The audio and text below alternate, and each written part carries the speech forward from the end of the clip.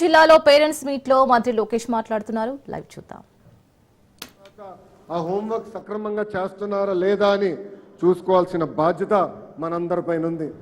అంతేగాని ఇంటికి వచ్చారు కనుక ఫోన్లు ఇచ్చి మట్టుకిస్తే ఫోన్లకు బానిసలు అవుతారు తప్ప మన పిల్లలు చదువులో పైకి రాలేరు. అందుకే బాధ్యత కూడా తల్లిదండ్రుల పైన ఉందని ఈ సభాముఖంగా మీకు చెప్తున్నాం. ఇంతేకాకుండా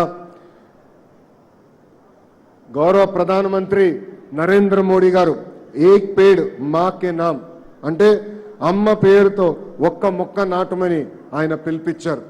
ఆ పిలుపు మేరకు నాకు అన్న సమానమైన పవనన్న ఆంధ్ర రాష్ట్రంలో 1 కోటి మొక్కలు నాటాలని ఆయన సవాల్ ఇస్తున్నారు. ఈరోజు ఈ సభాముఖంగా చెప్తున్నా, పవనన్న విసిరేసిన సవాల్ని నేను స్వీకరిస్తున్నా.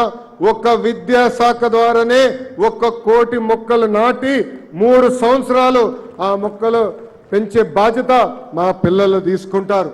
అందుకే మన పిల్లలకి గ్రీన్ పాస్పోర్ట్ ఇచ్చాం. ఆ గ్రీన్ పాస్పోర్ట్లో ప్రతి సంవత్సరం మొక్క పెరిగిందా లేదా 3 సంవత్సరాలు అయిన తర్వాత హెడ్ మాస్టర్ గారు ఆ గ్రీన్ పాస్పోర్ట్లో సంతకం పెడతారు. ఎందుకంటే మన పిల్లలకు బాధ్యత పెరగాలి. మొక్క చూసుకుంటూ అనేది ఒక పవిత్రమైన బాధ్యత. ఆ బాధ్యత పెంచేదానికి ఈరోజు మన పిల్లలకి గ్రీన్ పాస్పోర్ట్ కూడా ఇస్తాం జరిగింది. ఇక్కడున్న పిల్లల్ని అందరినీ నేను కొన్ని విషయాలు చెప్పాలనుకున్నా. నా జీవిత ప్రయాణంలో నేను ఎన్నో నేర్చుకున్నా. 5 మీతో పాలు పంచుకోవాలనుకుంటున్నా. మొదటిది, రోడ్ లెస్ ట్రావెల్డ్ పైన మనం నడక చేయాలి. అంటే అందరూ ఒక దారి వెళ్తే మనం ఇంకొక ప్రత్యేకమైన దారి మనం ఎంచుకోవాలి. దీనికి నేను రెండు ఉదాహరణలు ఇస్తాను నా జీవితంలో. మొదటిది, 2019లో గౌరవ ముఖ్యమంత్రి నారా చంద్రబాబు నాయుడు గారు నువ్వు ఎక్కడ పోటీ చేస్తావంటే ఎప్పుడు గెలవని నియోజకవర్గం నాకు ఇవ్వమని నేను కోరా. ఆ నియోజకవర్గం పేరు మంగళగిరి. 2019లో 5,300 ఓట్లు మెజార్టీతో నేను ఓడిపోయా. ఓడిపోయిన రోజు నాలో బాధ ఆవేదన వచ్చింది. కానీ రెండో రోజు నుంచి ఆ బాధ ఆవేదన నాలో కసి పెంచి 5 సంవత్సరాలు కష్టపడి మళ్ళీ అక్కడనే పోటీ చేయాలని గెలవాలని ఆనాడు నిర్ణయం తీసుకున్నాం. 2024లో యావత్ ఆంధ్ర రాష్ట్ర చరిత్రలో ఎప్పుడు రాని విధంగా నాకు మెజారిటీ ఇచ్చారు మంగళగిరి ప్రజలు. ఇది మన పిల్లలకి నేను ఎందుకు చెప్తున్నా, ఈరోజు పేపర్ చదువుతుంటే చాలా బాధ వస్తుంది. ఒక్క సబ్జెక్ట్లో తక్కువ మార్కులు వచ్చినాయని పిల్లలు ఆత్మహత్య చేసుకుంటున్నారు. ఒక్క సబ్జెక్ట్లో ఫెయిల్ అయ్యారని పిల్లలు ఆత్మహత్య చేసుకుంటున్నారు. అవసరం లేదు. ఒక మార్క్ తగ్గిందన్నో ఒక సబ్జెక్ట్లో వెనకబడ్డామని బాధపడాల్సిన అవసరం. ఆ ఫెయిల్యూర్ మనలో కసి పెంచాలా, పట్టుదల పెంచాలా, మళ్ళీ సాధించి కానుకగా తల్లిదండ్రులకి ఇచ్చే బాధ్యత ఇక్కడున్న మన అందరిపైన ఉంది. రెండోది, నేను విద్యాశాఖ మంత్రి అవుతున్నానంటే చాలామంది నాకు ఫోన్ చేశారు. అంత కఠినమైన శాఖ నీకు అవసరమా? సంఘాలు ఉంటాయి, మధ్యాహ్న భోజనం లేని అటు ఇటు పరిపాట్లు అవుతే మళ్ళీ నీకే ఇబ్బంది అంటే నేను చెప్పి అందుకే విద్యాశాఖ నాకు కావాలి. కష్టమైన పని నాకు ఇష్టం.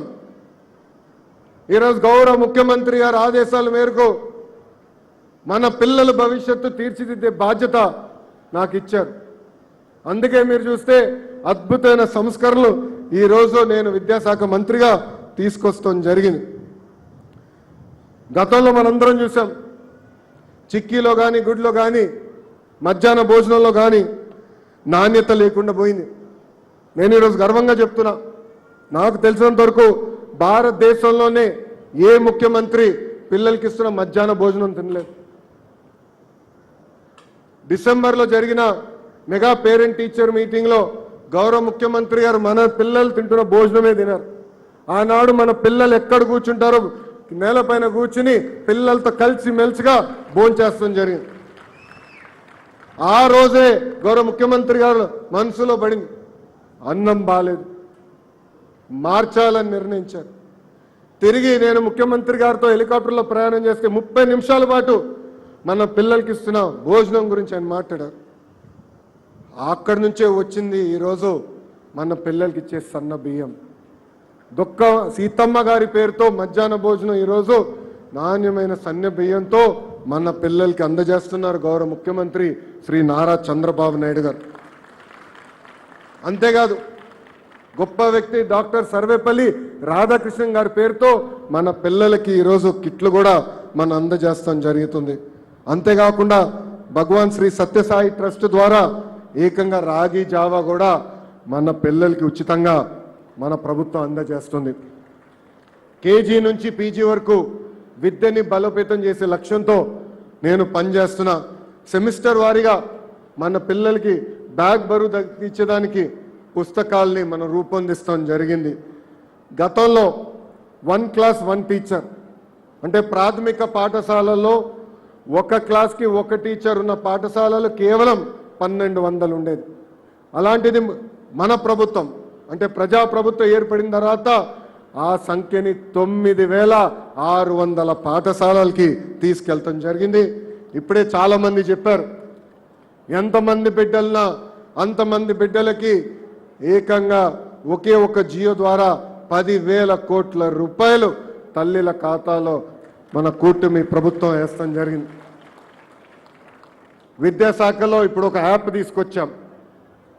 ఆ యాప్ పేరు లీప్ యాప్. తల్లిదండ్రులందరూ డౌన్లోడ్ చేసుకోవాలి యాప్. ఆ యాప్ ద్వారా మీ పిల్లలు పాఠశాలకు వచ్చారా లేదా మీకు తెలుస్తుంది, మార్కులు ఎంత వచ్చినా తెలుస్తుంది. అంతేకాకుండా